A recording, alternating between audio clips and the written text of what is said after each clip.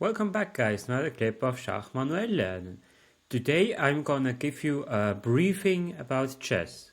So I will explain you a bit the different terms that you use in chess, how you should train, and so on. So I prepared it on chess.com, and here we are by the openings. Openings is the term of how the games are starting.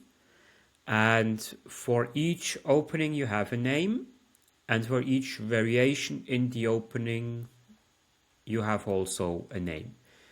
This is important that when two people are playing with each other or talking with each other about chess, they understand exactly what the other person means. Of course, you don't need to know all of the opening names, but it's important that you know which ones you play, because then it's also easier to analyze it. Then Endgame, it's as the name it says, the end of the game, which means when just are a few pieces left. Like, we don't play it, but just for showing, it's like when you have rook and pawns, or bishop and pawns, and so on.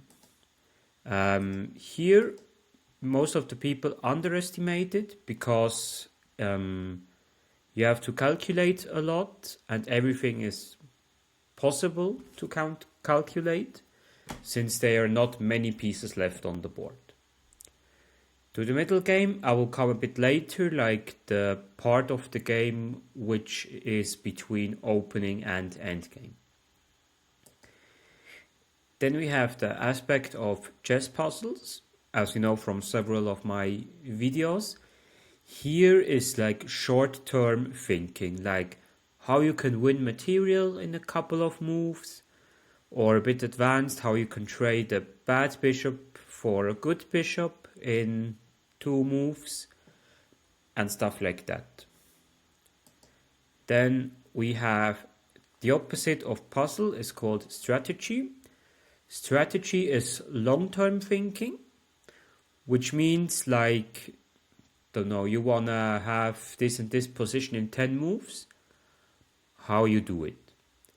And strategy is like in your private life important, because every move that you make should lead towards the strategy that you fixed. Of course, it always changes a bit, without question, but that's important that you always have that in mind. Then we have master games. Master games are chess games from awesome chess players, not only nowadays, but during the entire history. And it helps when you replay them by yourself without computer and so on, just with commentators. And it will help you to improve your chess, because you will see or understand more and more how those people were thinking, and why there's a beauty in this chess game and why not, for instance. So now the big question is how you improve your chess level.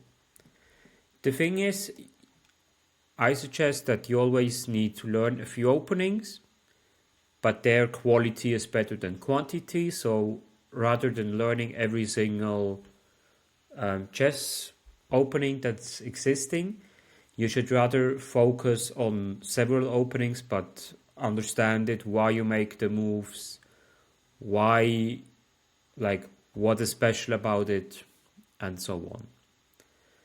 And endgame, I would just train it a bit as well, but mostly the main stuff, like how to trade off in a good endgame, how to win, for instance, this position, because it's some really basic position that every chess player should know. Chess puzzles, like tactics, is the biggest part to train, especially when you're at the beginner level, because most of the games will be decided by, I didn't see my rook is attacked, or I didn't see that I could capture your queen, and so on and so on. And with the tactics, you really train that.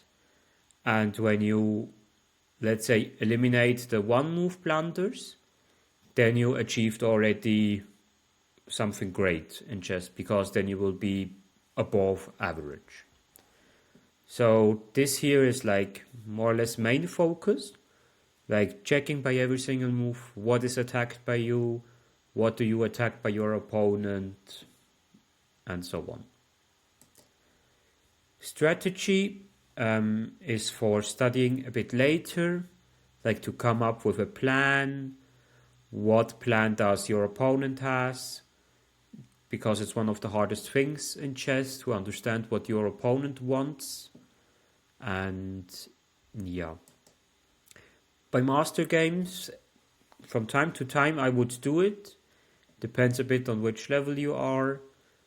When you're at the beginner level, I wouldn't put too much attention at the beginning on that. And yeah, I hope that gave you a bit insight about also how I improve my chess level, how you can improve your chess level. And yeah, if you have questions, of course, just leave some comments below. And yeah, wish you a wonderful weekend, stay healthy, and good chess games.